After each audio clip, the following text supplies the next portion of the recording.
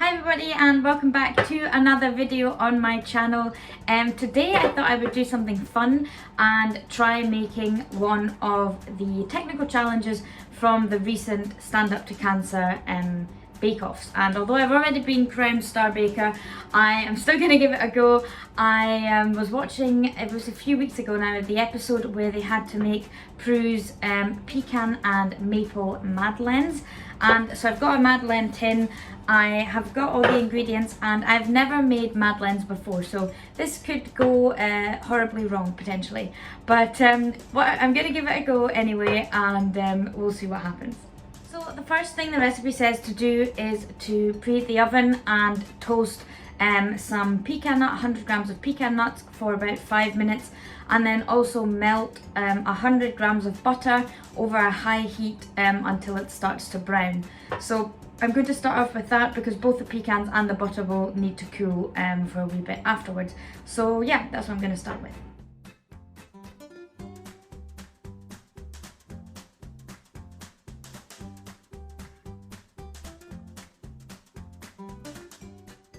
Okay, so I have my pot of browned butter here now, and then the next thing we do before leaving it to cool is add 5 drops of this maple extract. I bought this from Amazon. It wasn't cheap, it was like £7 or something, but I'm assuming it will last for a long time. Maybe I can use it more often now making cakes. But yeah, I'm going to add 5 drops of this to the browned butter and then set that aside to cool. So my pecans are out of the oven as well now. They're nice and toasty. I'm going to leave them to cool a little bit, then chop them up into fine pieces. And then it says to set 50 grams aside for decorating, and then the other 50 grams are for the madeleine batter. And then also, whilst we're waiting, because these will take about 20-30 minutes to cool now, it says to grease your madeleine tin with plenty of butter and then place it into the freezer for it to be really cold and the butter to firm up. So yeah, that's what I'm going to do. I'm going to grease this tin now and then put it into the freezer for about 20 minutes while I wait for the nuts to cool and the butter to cool, and then I can move on to making the madeleine batter. Why do I keep calling it butter? Batter.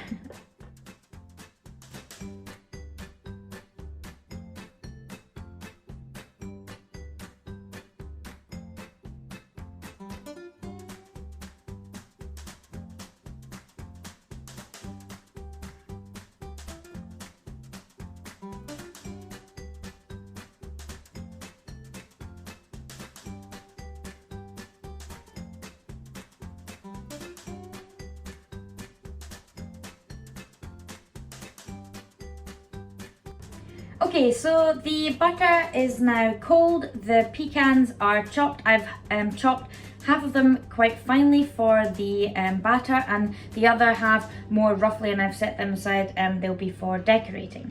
So now we can move on to making the Genoese sponge for the madeleine. So I've got 2 medium eggs and 100 grams of caster sugar in my mixing bowl, and I'm going to now whisk that on high speed for about 4 to 5 minutes until it reaches ribbon stage.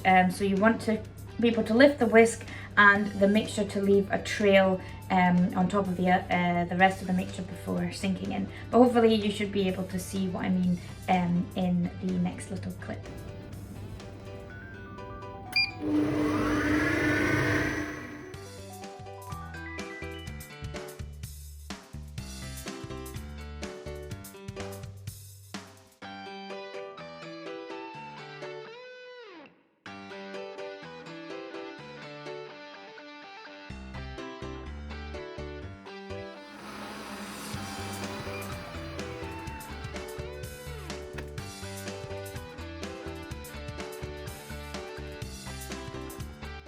Okay, so now that the egg and the sugar mixture are all thick and frothy, I have already weighed out, this is 100 grams of flour and half a teaspoon of baking powder, and the recipe says to sift it first into a bowl so that you can add it just down the side of the egg mixture alongside the butter. So I'm actually going to use this. This is like a one-hand sifter, so I've got like a silicone cap on it at the bottom at the moment to keep everything in. But if I take that off, so this is a new gadget that I got for my birthday. But yeah, so if I take the silicone cap off, then I should be able to just use one hand to sift it, just like this, and then you go like this, and it all comes out. So yeah, I'm going to quickly sift this into a bowl. Okay, so we've got our batter, the sifted flour and the cool butter, and it says now to pour both the flour, tip that down one side of the bowl, carefully pour the butter down the other side of the bowl, and then gently fold everything together.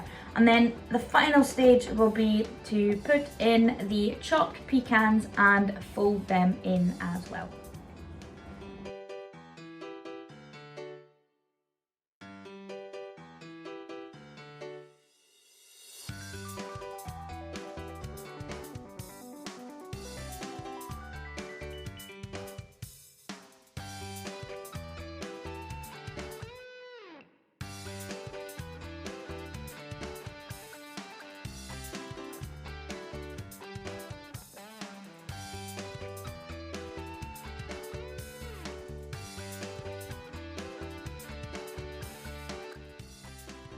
So I've now folded everything into my batter, and the recipe now says to leave the batter to sit for 20 minutes. I have no idea why. It doesn't give an explanation why, which I always find annoying, because clearly there must be some sort of reason, you'd think. So if anybody knows, please let me know under the video in the comments. But yeah, I'm going to leave that batter to sit now for 20 minutes, and in the meantime I will preheat my oven. I've got it set to 170 degrees because I've got a fan oven. If not, it's 190 degrees. And yeah, we'll get back to it in 20 minutes to fill the tin and bake the first batch of the madeleines. Okay, so it's been 20 minutes and the batter it's quite thick and firm. Like, I'm not sure if that's right. Like I said, I've never made madeleines before, but I guess we'll see. The oven's hot, and I've also just taken out my greased tray out of the freezer, and now it says to add 1 tablespoon of the batter into each of the little molds. It doesn't say whether or not you should be sort of spreading them out, so I don't really know. I think I would like half spread them, but maybe not completely.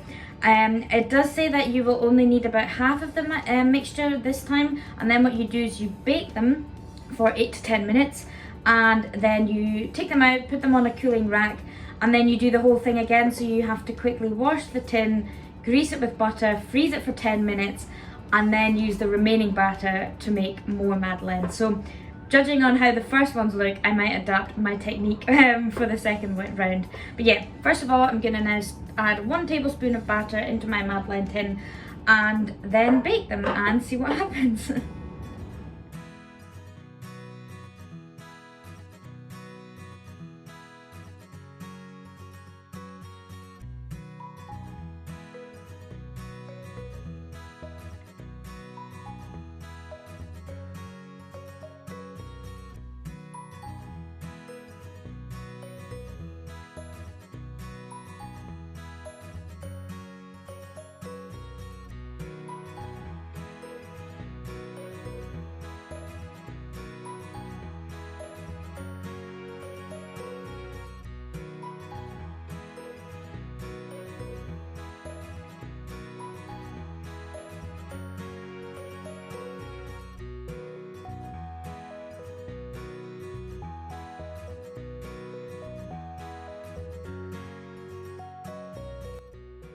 Okay, so it's a little later, the madeleines have cooled. So the recipe said it would make 18, so I've actually got 19 and a tiny one. And now we can do the final thing, which is decorating. So to decorate, we will need white chocolate and dark chocolate. Now the recipe says 50 grams of white, that should be fine I think, but only 100 grams of dark chocolate. I'm actually going to use 125 grams just because I think 100 will be quite enough, especially because I've got a few extra. And I also have used 70% dark chocolate rather than 50 or something percent chocolate because I prefer dark chocolate. So what I'm going to do is I'm going to first of all white the white chocolate even in the bowl, and then I've got a little glass with a piping bag in it that I'll put the white chocolate in for now, and then I will melt the dark chocolate in the same bowl. So that's what I'm going to start with first.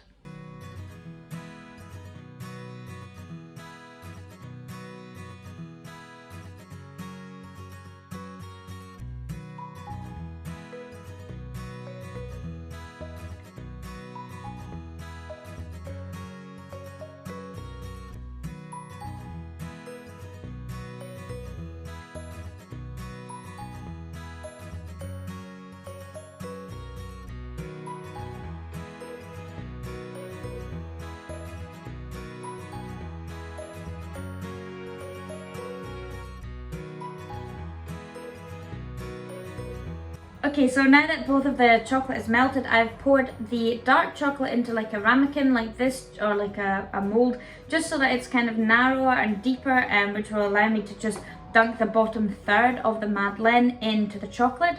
And the white chocolate I've placed back into the pot with the warm water just to make sure it stays in its liquid melted state.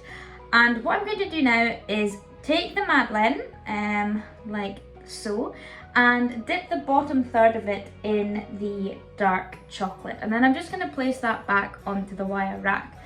And I'm going to do that with a few of them, and then I will snip the end off of the white chocolate piping bag, and once you've done that, then you obviously can't put it back into the water. But then I'm going to drizzle or carefully pipe 3 lines of the white chocolate onto the dark chocolate, and then feather it using a toothpick. And once I've done that, I can then sprinkle over some of the remaining chopped pecan nuts, and then I'll just do that with all of them until I am done.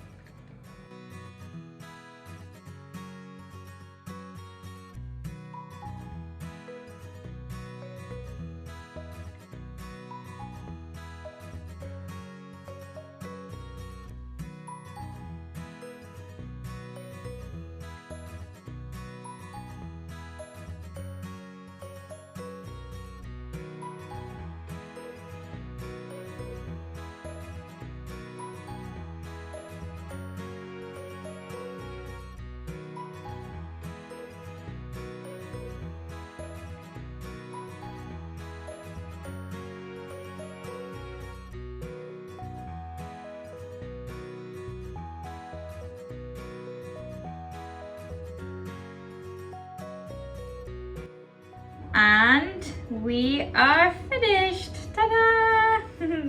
So this is what the Madeleines look like once they're decorated. I'm now going to leave them to set. The recipe says to put them in the fridge for 5 minutes to set, but I mean, everybody knows that if you put chocolate in the fridge, it loses its shine, and these look so nice and shiny. Why would I want to ruin that by putting it in the fridge? So again, sometimes these bake-off recipes, I feel the recipe instructions are all over the place, like in weird orders that aren't particularly time efficient or time saving.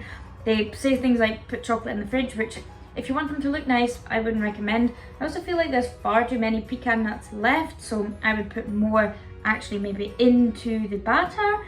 And I definitely think you needed that extra 25 grams of dark chocolate that I melted.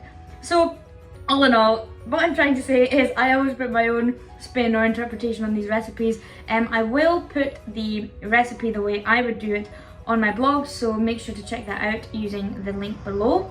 And I will take some pictures of these in a second when they're all set, but I think for now what I will do is just try one. I will try the mini one that came out a bit small with the leftover. So they look really nice. So I'll try one day, try a bit with chocolate. It's not quite set yet, but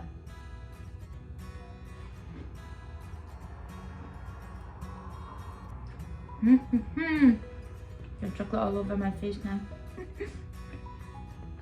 They're very nice.